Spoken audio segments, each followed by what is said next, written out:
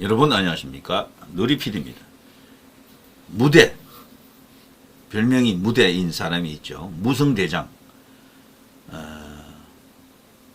자, 이 김무성이 이번 대선에 나올 것이다 라고 말하는 사람들도 있었어요. 그렇지만 이제 보는 바와 같이 안 나옵니다. 못 나오는 거죠. 김무성은 영원히 끝났다. 천년의 저주 발언을 했던 게 김문수였었죠. 김무성이라는 정치인은 박근혜 대통령 탄핵을 시킨 그 원흉으로서 천년간 저주를 받을 것이다 라고 말했던 게 김문수였었죠. 자, 아무튼 김무성, 유승민은 한 세트로 이제 묶이면서 정치 생명이 사실상 끝났다라고 이제 이렇게 보는 시각도 있고, 아니다, 지금 배후에서 계속해서 움직이고 있다, 무슨 역할을 하고 있다라고 이제 그렇게 생각하는 사람들도 있죠. 김무성에 대한 공포를 갖고 있는 사람들도 있습니다, 우파 안에는. 근데 그건 너무 지나친 공포 가질 필요 없고요. 자, 김무성의 최근 동향을 제가 한번 살펴봤는데, 마포 포럼이라고 있죠. 마포 포럼. 이것은 보수 정치권의 외곽 조직인데요.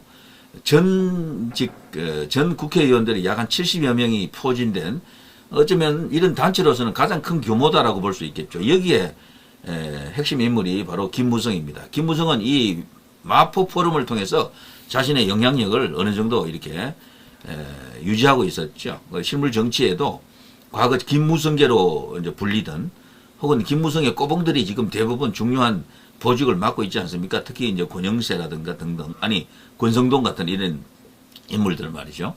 권영세하고도 관계가 뭐 나쁘진 않죠. 자, 어쨌거나 이런 식으로 국민의힘 안에는 과거 김무성 하면 그 앞에 가면은 정말 이렇게 이 90도로 이렇게 허리를 이렇게 꺾으면서 절을 할 그런 사람들이 많습니다. 그 정도로 한때 잘 나갔던, 막강했던 김무성이었었죠. 한때 대선주자 1위도 달렸지만 길지 않았죠, 그 기간이. 그런데 김무성은 스스로 자기 복을 자기가 차버렸죠. 그때 박근혜 대통령을 따랐으면은, 박근혜 대통령을 막 그냥 모시는 식으로 그냥 갔더라면 대통령이 됐어요, 이 사람. 굉장히 이미지도 그 당시 좋았거든, 그때까지는. 그 이제 탄핵 사건만 없었더라면은, 그리고 자기 정치를 하지 않았더라면 언제부턴가 박근혜 대통령과 등지면서 자기 정치를 했잖아요. 그러면서 망해버렸습니다. 그러니까 잘못 배운 거야. 김영삼이처럼 하다가 망했다라고 볼 수 있어요. YS가 보면은 그 정치라고 하는 것이 들이받는 정치거든요. 노태우 들이받아가지고 결국에는 대통령이 됐잖아요. 그런 방식도 있지만 반드시 정치에는 그것만 있는 게 아니에요. 현직 대통령과 관계를 좋게 가져가면서 시즌2를 만들 수도 있거든요. 그걸 안 했어, 이 김무성이는. 박근혜 대통령을 막 밀어주면서, 거기 대통령이 원하는, 당시 박근혜 대통령이 원했던 그 법이 있었어요. 5개. 옥동자법. 경제를 살리는 옥동자들이 있었어. 그거를 통과시켜달라고 그렇게 요청을 했는데도 불구하고, 김무성, 유승민이가 그 당시 그거를 안 했죠. 사실상 야당하고 뭐 협의를 해서 그걸 어떻게 좀 해줬어야 되는데, 결국 그때부터 완전히 깨진 겁니다. 양자 간의 관계가 그때 이제 붕괴가 됐고, 그래서 많은 정치적 격변을 거치면서 최순실 사태가 터지면서 뭐 그냥 모든 게 그냥 끝나버리고 말았죠. 자, 아무튼 그 김무성, 자기 복을 자기 스스로 차버렸다라고 보는데 말이죠. 이 김무성이가 요즘 어떻게 지내고 있는지 보니까요, 얼마 전에 마포 포럼을 일부러 열었던 것 같아요. 정기적인 모임도 있지만 대선을 앞두고 뭔가 이렇게 조율을 하기 위해서 이런 것을 했던 것 같습니다. 거기서 이 김무성이가요, 거기 참석한 김문수, 한동훈, 이철우, 유정복, 요 4인에 대해서 이거 덕담이랄까 훈수를 하나씩 이렇게 던졌네요. 거기서 김문수에게는요, 이런 말을 했습니다.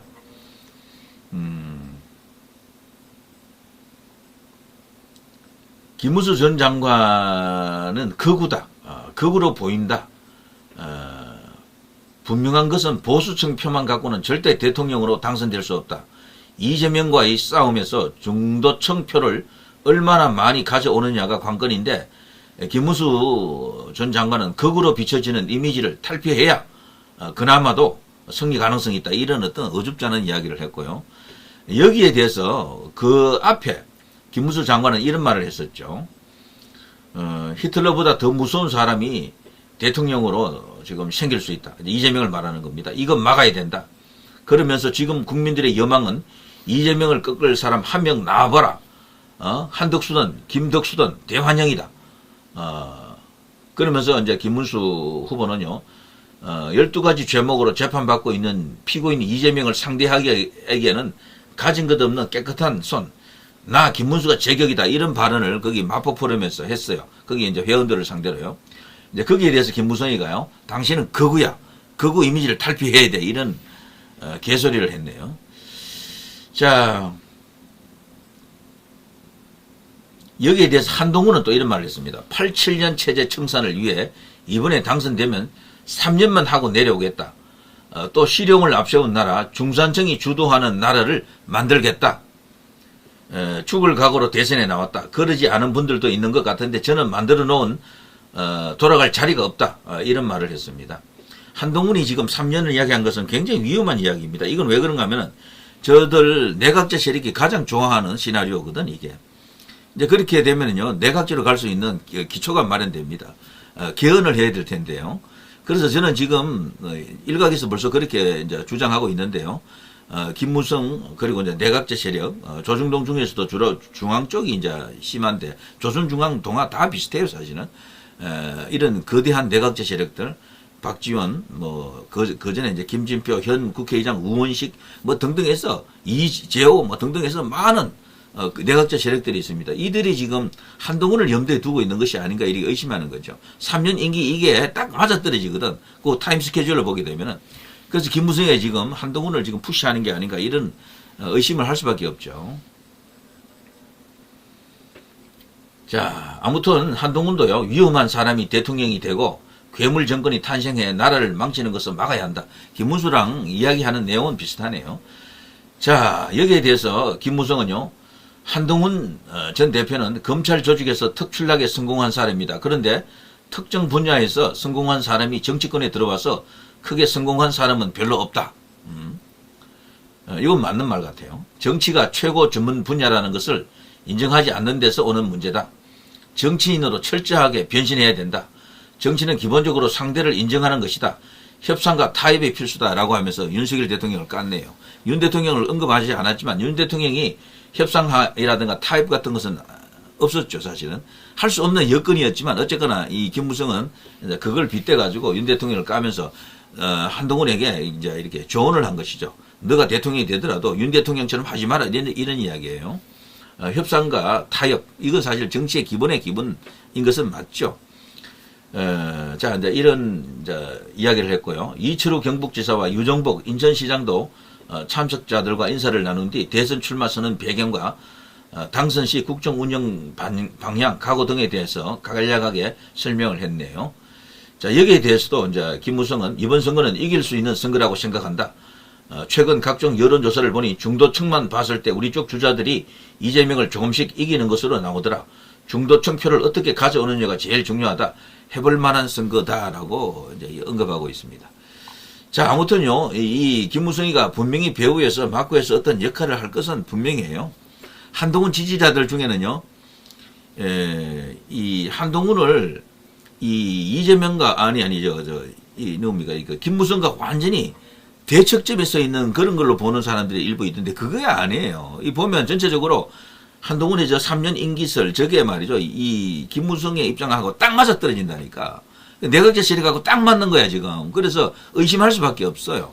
자, 이재명을 잠재울 인물이 과연 누구냐? 여기에 대해서도요, 여러 가지 이야기가 있는데 지금 대선 후보로서 김무성은 이제 언급할 필요가 없겠죠. 이거는 완전히 이제 죽은 패고요. 그런데 김무성의 역할론을 이야기할 때 이런 이야기가 있습니다. 가령 이제 국민의힘 플러스 그리고 저쪽에 한덕수가 이제 출마했을 때 단일화 과정에서 큰 어떤 그 역할을 할 누군가가 필요하다라는 거죠. 그 관리자가 있어야 되거든요.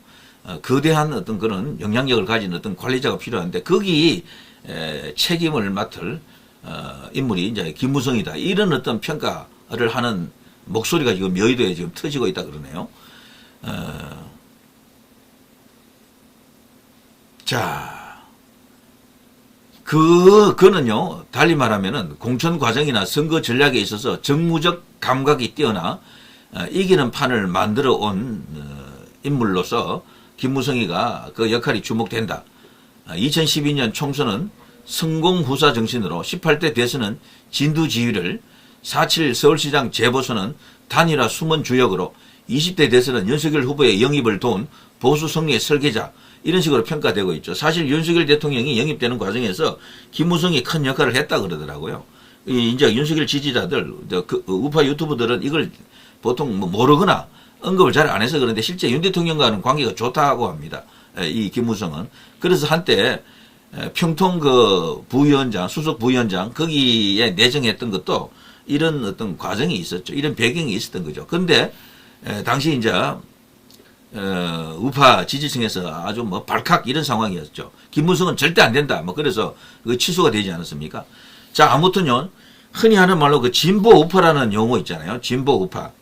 그 개념을 최초로 도입한 인물 중에 한 명이 바로 이 김무성입니다. 그래서 한때 한나라당 시절이었던가요? 새누리당 시절이었던가요? 그 당시 이제 진보 우파 운동도 일부 일어나고 그랬죠. 자, 아무튼 이 김무성에게 큰 역할을 맡겨야 된다. 이런 어떤 주장도 지금 새록새록 지금 피어나고 있습니다.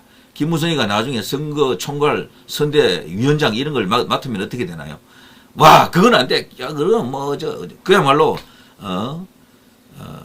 최악의 상황이다. 그건 절대 허용할 수 없다. 이런 어떤 분들이 또 많을 텐데 그런 논란을 의식한다 그러면 김무성을 등장시키면 안 되겠죠. 그렇지만 이 정치력이 있다 보니까 그런 것을 또 주장하는 사람이 있다라는 이야기죠.